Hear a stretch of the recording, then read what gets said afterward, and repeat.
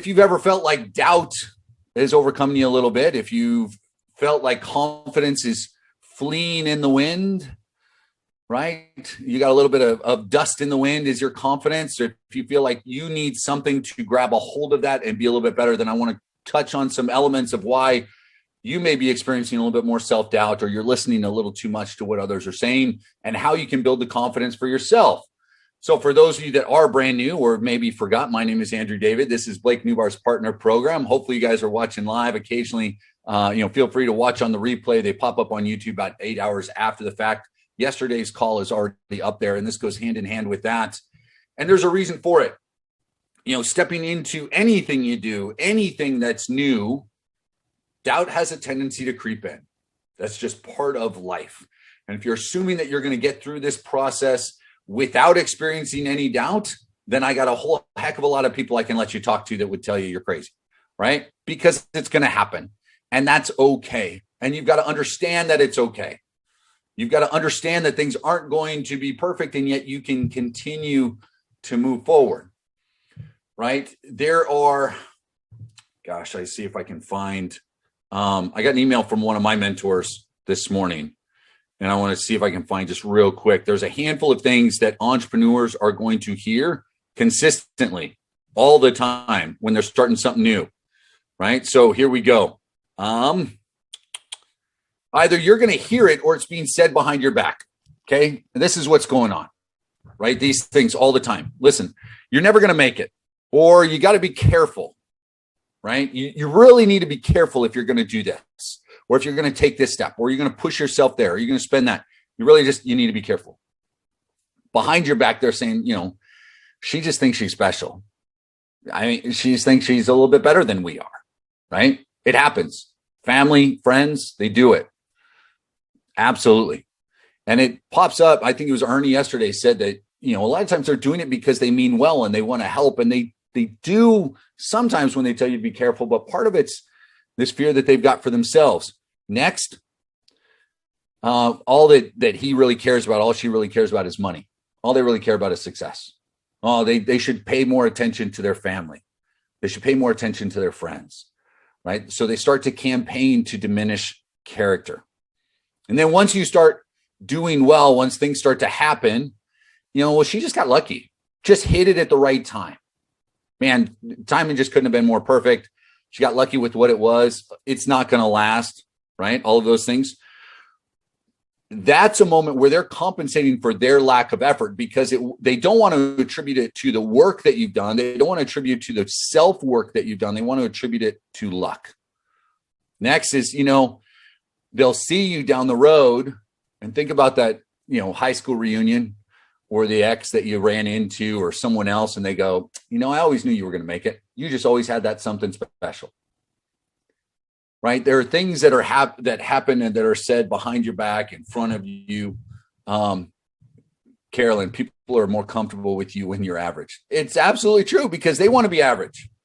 It's uncomfortable being around highly successful people if you're not striving to be there yourself, right? It's almost like there is a presence around them. And if you are too weak-willed, you don't have enough strength of character yourself, it is damn uncomfortable to be around someone that is pushing, that is unwilling to listen to excuses. Now, maybe some of you have gone through that process. Hopefully you guys that are here now aren't the ones that are making excuses. I know most of you guys, I know all of you guys aren't, right? You're not the ones that are going through your day making up excuses for not getting something done. You're the ones that are taking action. But maybe you've passed through a phase like that once or twice in your life, right? Maybe it was a short one for a week, a few days, a month, where those excuses were just a little overwhelming. And then you get around someone and you go, man, I don't want to hang out there. Maybe that's why you hop off these calls once in a while, is because it's like, damn, I don't want to listen to someone telling me I shouldn't make excuses, right? At least I feel like I don't live up to what people expected of me. So we're going to talk a little bit about exactly that, right? We're going to talk a little bit about all of this stuff.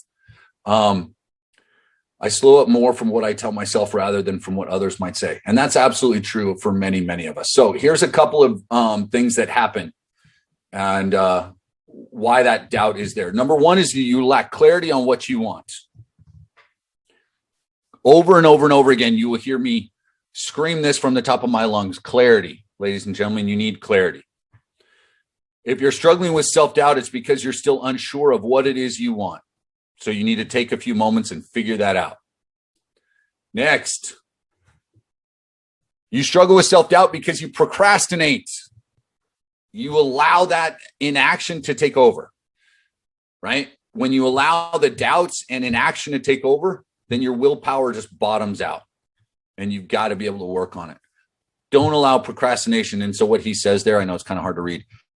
Slide 1, procrastination. Let's go ahead and adjourn here, and we'll continue this discussion tomorrow. I think we've all got something else to do. That's what the cartoon's saying.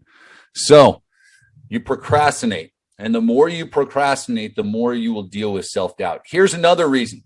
You're not willing to commit to your best idea. You're not willing to commit to what is there. Over the last few weeks, and I know a lot of you guys are here now, and so hopefully you take it with all the love that I can give you. Some of you guys, you've been doing it for a while. It's like selecting your niche. Stop, guys. Just there's so many out there that you can do well with. But I was working with someone the other day, and when we had our, the group meeting, they had 3. When we went to, I said, well, you got to hone in on those, come up with some numbers, come back with some ideas so we can, decide which one you're going to start with. They came to the one-on-one with 4 totally different niches, right? So now there were technically a total of 7. And then we went, nope, we got to narrow that down. Let's look at, so I looked at some numbers with them, and then they went back, and then they came back for the 3rd meeting or the 2nd one-on-one. And then they had 3 completely different niches again. I'm like, now we're at 10. At some point, you've got to make a decision. Brainstorming is great, guys. Making a list of pros and cons is all well and good, but sometimes you need to be willing to commit.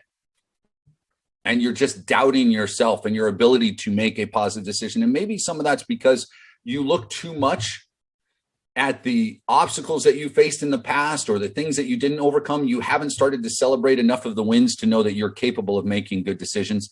And that's where the self-doubt begins to eliminate the confidence that you do have. It makes it harder and harder and harder to believe in yourself when you allow self-doubt to hang out there. It is a vicious cycle. So it starts with kind of the low self-esteem. That low self-esteem comes about because we haven't achieved something, or we're not paying attention to what we have achieved. And then we create, before we even start, negative expectations. Those negative expectations create a lower level of effort and a higher level of anxiety. And some of you guys are fighting against that now. When you're creating your goals, when you're looking at what you need to do day to day, your effort decreases because you're anxious. Instead of flipping that, we need to raise our level of activity, because when you have a low effort and high anxiety, failure is what comes next. Then you start to blame yourself, or you're blaming something else. In one way or another, we play the victim game. And then that creates even more low self-esteem. Oh, I made the wrong choice. I should have done this. I shouldn't have gotten started. I knew this was going to happen to begin with. Whichever garden you want to cultivate is the one that's going to work, right? So what are some reasons? This is what happens with self-doubt. What are some reasons that we experience self-doubt? Let me go here. Number 1, you're looking outside rather than inside. This is kind of that keeping up with the Joneses, right? They've got the iPad, they got the Air Jordans, they got the Apple Watch, they got the new house, they got this, they got that.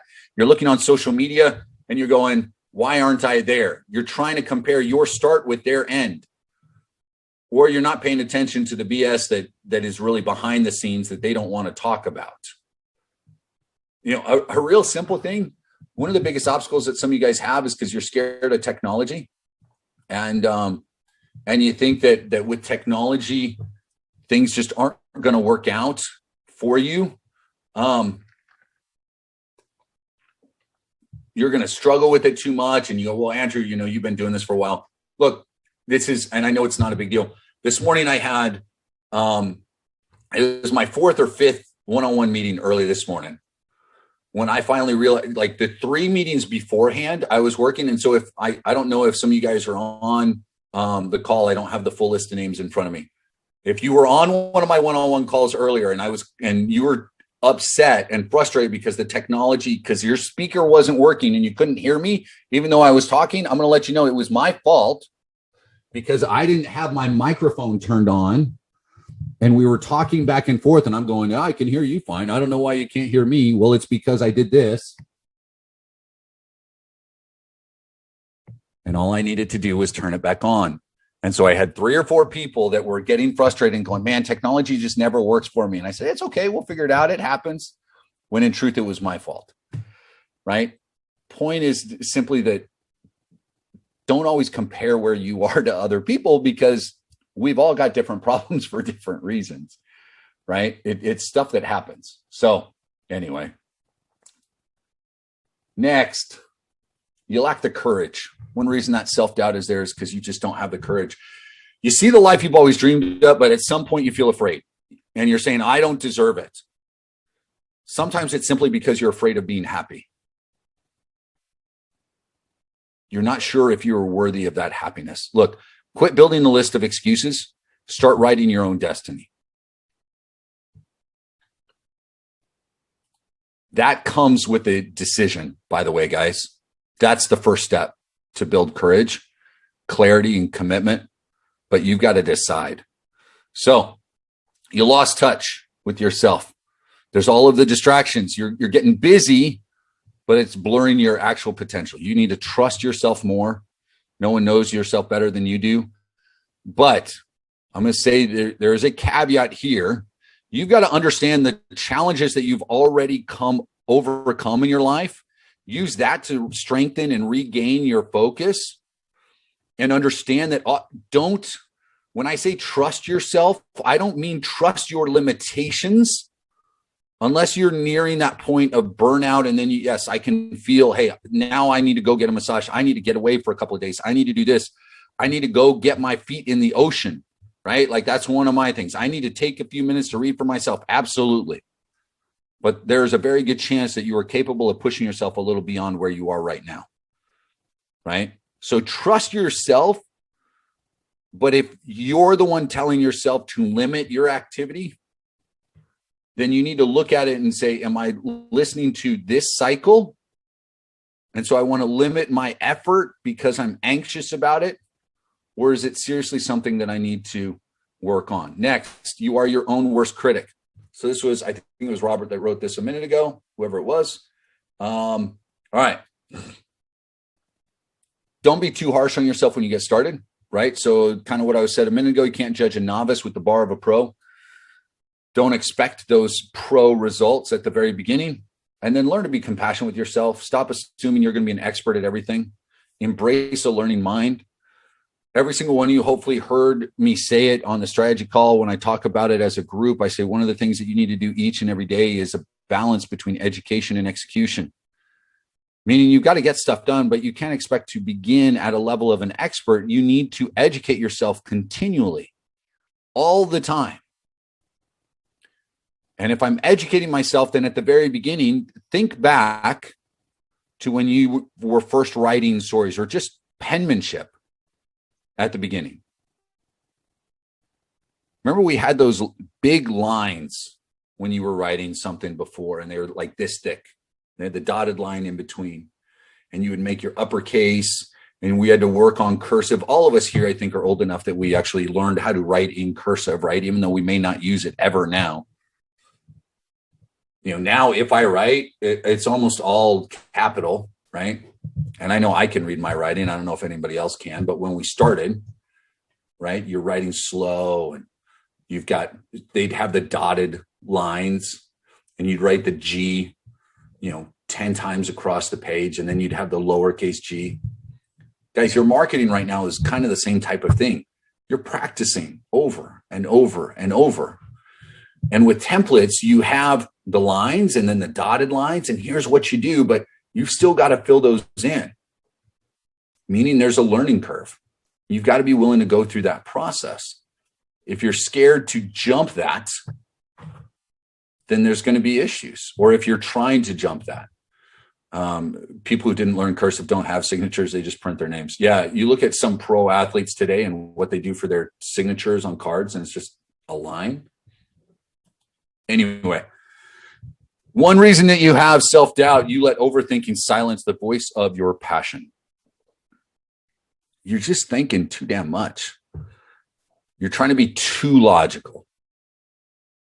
I love these next couple of lines. I saw them in a couple of different places, but look, a life without uncertainty is not a life worth living. If you knew everything about every single moment, what would you do? Would you continue forward? If you knew right now, if you knew before you started every single thing, this is going to be a failure and this is going to be a positive. You're going to do well or accomplish here and you're going to fail here. Think about it. Because some of you are going to give an answer and this is completely up to you. If you knew those moments and then you knew the date of your death, right?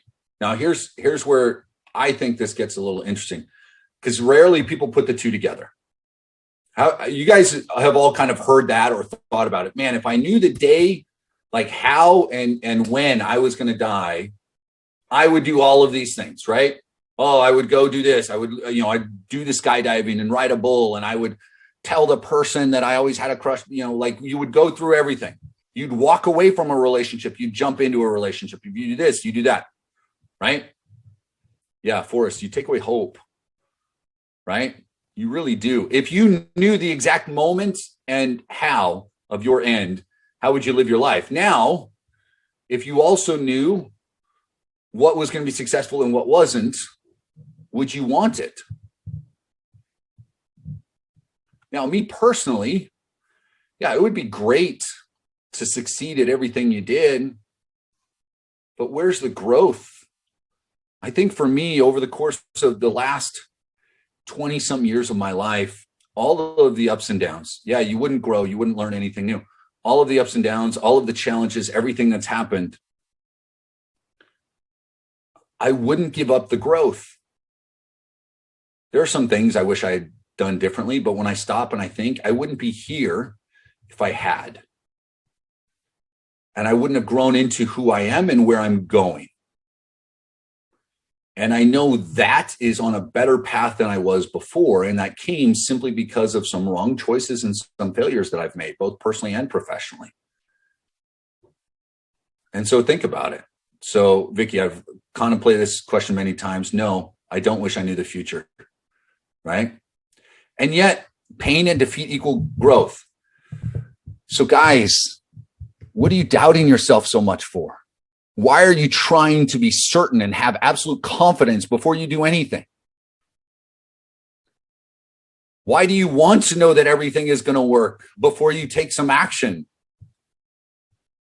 If you step back in the grand scheme of things, yes, without pain and defeat, you don't grow. You would stay stagnant. You would stay exactly who you are right now. You would remove joy from your life. What about those moments that are unexpected? Or when you overcome something that you weren't sure of? Not necessarily that you doubted yourself, but if I push myself here, will I be able to? Something simple like being in the gym, right? And the extra 5 minutes on the Stairmaster, the extra couple of reps that you're able to push through and just surprise yourself in that rush of those hormones that just feel amazing, the endorphins that hit, the dopamine that hits because you did something. You cooked something that turned out better than you expected. Or you just never try the recipe at all. Nope. Hey, let's go out. Well, I would, but I know someone's going to say something so I'm going to stay here in my bubble. Some of you guys are trying to create that bubble around you with your business. Stop it. Patricia got her first video up there. I know others of you have messaged me lately where you filmed or you've written things over and over and over and over and over and over and over and over and over again, and you've been unwilling to put it up there. Just do it. Just get going. Just start. I was looking at today an individual who's got this funnel that is rocking. He's doing amazing, just fantastic. And on his funnel was a clip, and he had it actually, he's got it from YouTube, is where he's got it hosted, And after that one ended, you know how YouTube, when it ends, it'll show you other videos to watch right afterwards. Well, it was a video from him from 2015. It was one of the first videos he ever did. And it was rough. I was like, oh, this will be interesting. And so I watched it. And let me tell you, it was rough. And that's okay, because now he's generating millions annually. You're going to have those moments, guys. Patricia, it's pretty thrilling to have done something I've been avoiding forever. And that's what you need to do. That's really what you need to do. So, guys, you want to start avoiding self-doubt? Stop procrastinating. Start taking more actions. Believe in yourself more. Quit doubting every time you make a decision. Quit brainstorming so much. Quit avoiding the little things, because grand scheme of things, you know, Patricia, after she's had a couple of videos up, I promise you she's going to say that, you know, scale of 1 to 10 difficulty level, it's going to, all of a sudden, it's probably already dropped from an 8 or 9 on the difficulty level. It's probably already at a 3, 4, or 5. And the more she does it, it's just going to become second nature. It's going to become super easy. But before you tackle something, guys, yeah, it seems insurmountable, but man, you can do it. Quit listening to the naysayers. Quit listening to those around you. Insulate yourself, but insulate yourself through action, through certainty, through clarity. You know, build up. Focus on your wins. At the beginning of this call, I asked you guys for some wins. And maybe that's where we need to end, to look at things again. Share a couple of the wins that you guys have had. Hopefully you've had a few minutes to think about it. What else have you guys done over the course of the last week even? Something that you haven't said. What's something that deserves a little round of applause? And if you don't want to share right now, I need you to sit down and I need you to write out a couple of accomplishments, whether they're large or small. Do it. Set that up. So, does anybody have a win that they'd like to share? On that note, I'm not going to make anyone stay. If you don't want to share a win, if you don't want to celebrate others, then that's okay. That's up to you. But what do you guys want to share? Go ahead and let me know. And if you're watching on the replay, comment, like, subscribe, all that kind of stuff.